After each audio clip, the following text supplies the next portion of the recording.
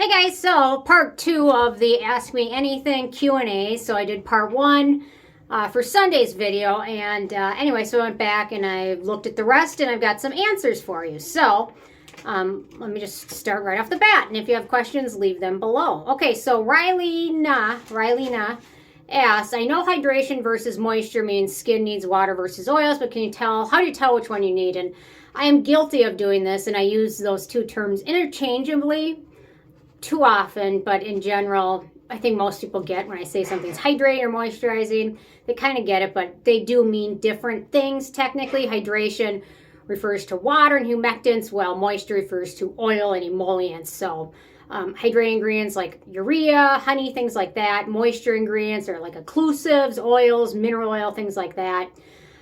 Sometimes, a lot of the times, the two overlap each other, and sometimes what you need might overlap. So if you have those, so a lot of times, like, dehydrated skin will need different things than dry skin. Dry skin is typically a constant thing. If your skin is not always dry, but you've been experiencing dry weather or too many acids or exfoliants, things like that, then sometimes your skin is dehydrated.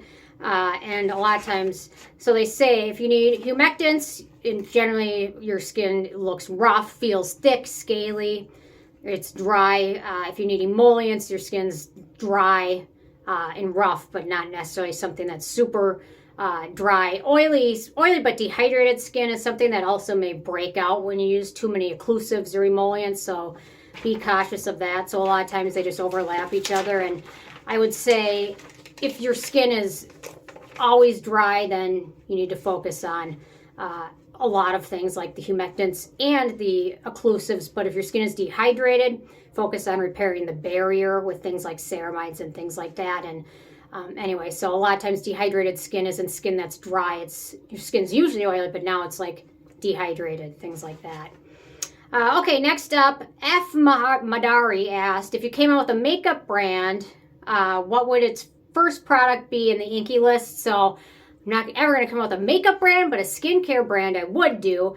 My first product would probably be a copper peptide serum because I absolutely love them. It would contain at least 2% copper peptides and other peptides, as well as beta-glucan, licorice root, centella. If I had to come up with another product, it would probably be an azelaic acid serum or a snail mucin essence serum, things like that. So those are my favorite types of skincare products at the moment. So anyway, so Katia FL asked, what's the best treatment for hyperpigmentation and the best sleeping mask? And then Anna Marie P also asked, what's your favorite anti-pigmentation products to deal with sun damage? So a good vitamin C serum is going to be key to helping with preventing damage and also helping correct it. Ascorbic acid is great for that. There's a lot of other good brightening products. The Regimen Lab Level Serum is amazing. It's great for that. If your skin isn't sensitive to fragrance, the Topicals Faded Serum is also a good one. Azelaic acid, also I found very effective for helping with hyperpigmentation. So currently really enjoying the 9-less azelaic acid, as well as the Ceramide Lab 15% azelaic acid. So I found that to be very helpful. And alpha hydroxy acids, glycolic acid, can also help with hyperpigmentation, but just a good general serum, something like this or Topicals Faded, are both wonderful. And then for very stubborn hyperpigmentation, melasma, dark spots, something like the Oboe Clear Hydroquinone on spot areas is very good, very effective. But this is for very stubborn hyperpigmentation. And be very careful with hydroquinone, because if you use it incorrectly, it can make things worse. And for some people, do a spot test. That's what I'd recommend, but that's something worth checking out. And then for my favorite sleeping masks, these are my two current favorites: the Klairs Midnight Blue Calming Cream and the Sacheu Occlusive Overnight Moisturizer. These two are amazing. They're both very similar too, actually, so it kind of makes sense why I love them both. Okay, next up, let's see, we've got Grace NG3871. They basically asked, how much do I spend a year on skincare? And I don't want to, I think Cameron might be able to hear me, but I don't know. I would estimate maybe $3,000 a year. Do you think that's too much or not enough? I think that's low. Okay. Well, oh, that doesn't include tools or devices. I don't know. That was my best estimate, so. Okay, so Rylena also asked, what are the strong antioxidants that you're not supposed to use with copper peptides? Typically, for copper peptides, I focus on the biggest thing, in my opinion, that will make copper peptides not very effective is something with a low pH, because the lower the pH, it can break the bonds of the peptide. So I focus mostly that, in my opinion, is the most important thing to not use it with something with extremely low pH, like ascorbic acid or exfoliants. Those are my two biggest things. Other things you may want to watch out for, retinol products, vitamin C derivatives, exfoliants. So, and I'll play around with copper peptides and retinoids. You typically will use a neutralizing serum in between the two to help that, but anyway, so I think the biggest thing to not use together is low pH with copper peptides. And then if you use anything else with copper peptides, use a neutral product in between them, and I find that helps. And then Rylena also asked, what's the best treatment for blackheads that's not salicylic acid? And that is a tough one, and I think if I had the answer to this, I'd probably be a millionaire, because they're so hard to get rid of. And salicylic acid's great, but it's still not as effective as totally getting rid of them. So some people recommend the oil cleansing method to get rid of them, which is like using an oil-based cleanser for like 5 or 6 minutes, and then it helps with them. But I found that helps instantly, but later on my skin did not like it. The best recommendation aside from salicylic acid would probably be something like Differin or retinoids. And that's still not going to totally get rid of them. They're there, you know, and you can get rid of them, like those nose peels, like they'll help get rid of them, but they'll be back the next day. It doesn't matter. They just start refilling. So I guess I would recommend salicylic acid, and then retinoids or Differin or Adapalene.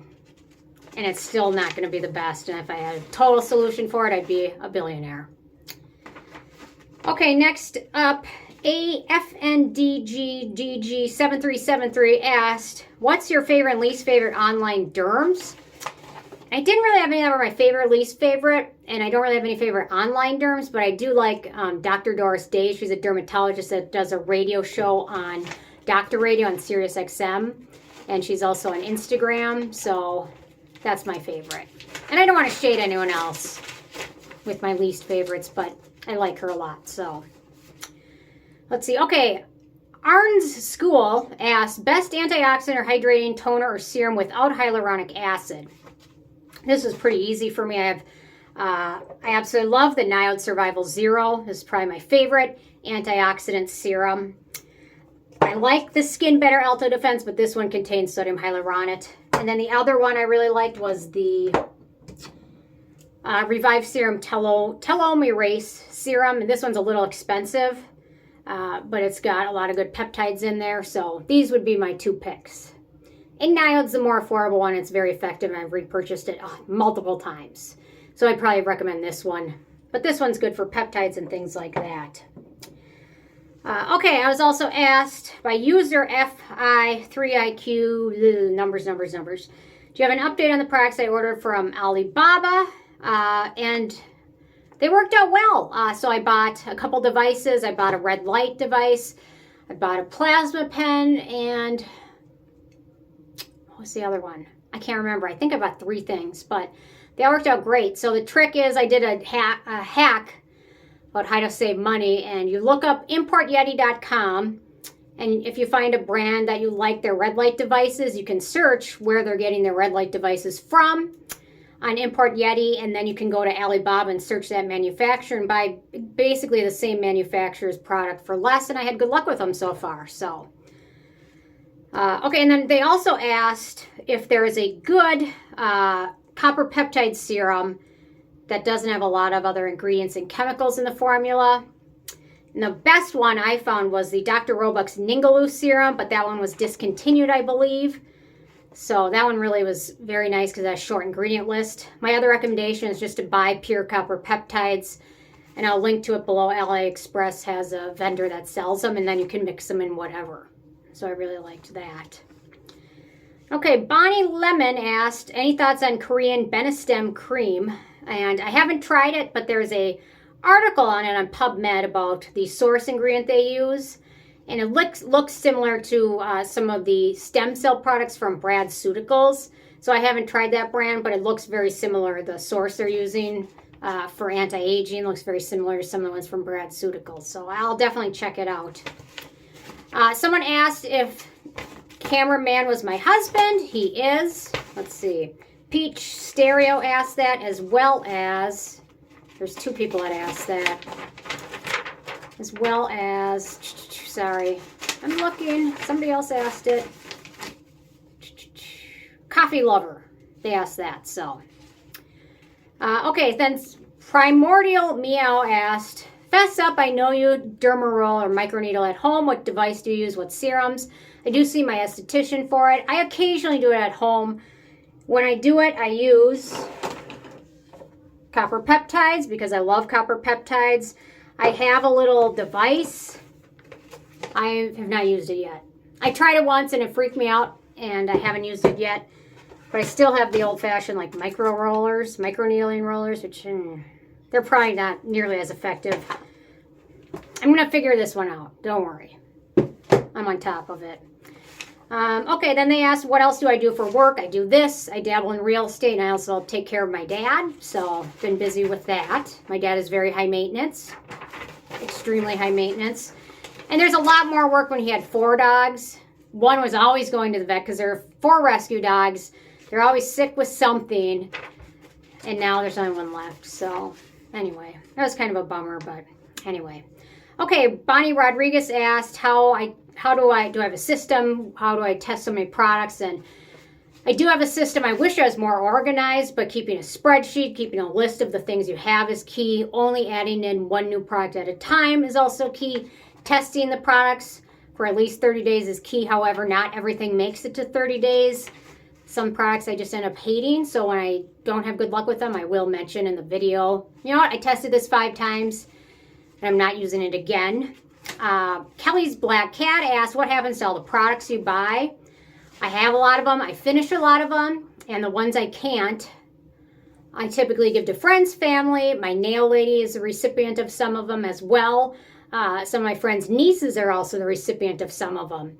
Especially some like makeup I get. A lot of them go to my niece's friends or my nieces or my friends. So not much goes to waste. Everything ends up with a home at some point. So because the thought of wasting it is awful. Oh, somebody asked, do I practice any sport? Do I have any hidden talent? Not a lot of talent. So when I was younger, I wanted to play the saxophone. And I was so little and so small, I think I weighed 40 pounds. And I really want to play the drums or the saxophone. Well, the drums were already taken by 2 twins in my school. They were 2 twins. They were both going to be the drummers, so that wasn't going to be me. I want to play the saxophone. I couldn't carry the case. It was too big and too heavy. So they taught me to play the oboe because it was just like the saxophone, but smaller. Well, the problem with the oboe is there's no other oboe players. So whenever there's an oboe part, you're playing it alone and everyone's going to hear you. And the oboe sounds like a duck. Kind of like my voice, actually. Maybe that's how I picked the oboe. Like, she's got a squawky, annoying voice. Let's give her the most squawky, annoying instrument there is. So, there we go with that. I also used to run a lot, but back injury is kind of slowed down, but that would be my sport, I guess. I wasn't very good at any other sports because I was always so small and scrawny. I always tried volleyball, but my arms would always hurt because they're so small and weak. So yeah. Let's see, what else do I have? Hang on. Okay. Oh, they said, what prompted you to make your YouTube channel? And you know what, for me, it was trying to find a good serum and deal with hyperpigmentation. However, I couldn't find any products that were actually, like, honestly reviewed. Like, everything seemed like it was like, I sound Valley Girl. Like, oh my gosh, like, but it just seemed, most of these products, like, the reviews were, like, sponsored, or the person got the product for free, and I'd buy them, and then they'd be disappointed. It's like, well, that's a $120 product. It should work, but you know what, the 5 people that were reviewing it all got it for free. So so that's kind of what inspired me to start it. And I was dealing with a lot of skin issues and melasma, and that's really what got me into it. My mom, before she passed away, started to get me kind of interested in some of it too, because she was doing all these crazy fun procedures on her face and things like that, and she always looked super young, so she kind of got me into it too. And then they also asked if I could do one sponsored video, what product would it be? If I could take one free product, that would be the Skin Medica TNS Serum. It's amazing and it's super expensive. I still love it. There's a lot of good dupes for it, but still really wonderful, but it's so expensive. So if I could take one expensive product, that would probably be it. Let's see. So, let's see. Pristine at Gem asked about a clear eyelash serum or a clear lash mascara that holds a curl. I didn't have any ideas, but I thought I'd mention it because maybe one of you guys knows. So if you have a good idea for a clear mascara that holds a curl, let her know. Because I just use my Thrive mascara. Okay, NS3 asked, what's your opinion on Alpharet? And I haven't tried them. I believe it's the one run by Skin Better. I like the Skin Better brand, but I have not tried their Alpharet products. They're kind of expensive, but I mean, they look good, and it's a good brand. So anyway, let's see. Okay. Oh, Musica Erica asked, the best ceramides for nighttime routine. And I have got a ceramide serum video in the works. And a couple of them, the numbuzin #2 Cica Ceramide Cream. It's a balm, kind of. It's thick, but it's really good. It's got good ingredients in there, no fragrance. It's pretty affordable. The other one is the Regimen Lab CREAM.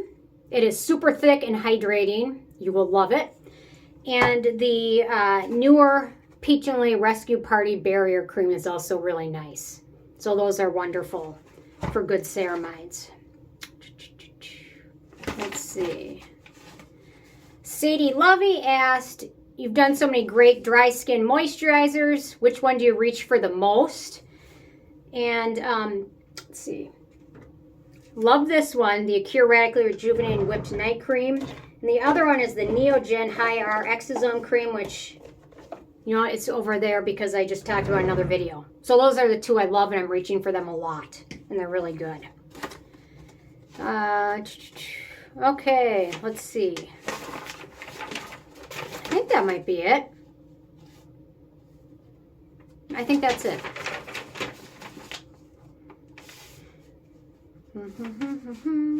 Oh, someone said their skin is sensitive for vitamin C and retinol. Oh, Sadie Lovey. Lovey? Are there good replacements you can recommend? And let's see. So good vitamin C. Anything with derivatives in it is going to be pretty friendly. And then there's somebody, Lulu-AUS, answered with some recommendations. So things with that, or if your skin's too sensitive for retinol, things with bakuchiol in it are going to be good. So check some of those out. I think Versed has one. Oh, that might have retinol in it too. Or sometimes Adapalene as a retinoid can be more gentle, so that might be worth checking out as well. And then vitamin C derivatives. I know The Ordinary has a lot of different derivative products, and Theramid Labs also has a vitamin C serum with some derivatives in it that might be more friendly too. So anyway, so I think those are my questions for part 2. If you have any more questions, just leave them below, and I will see you guys more tomorrow. Thanks so much. Bye, guys.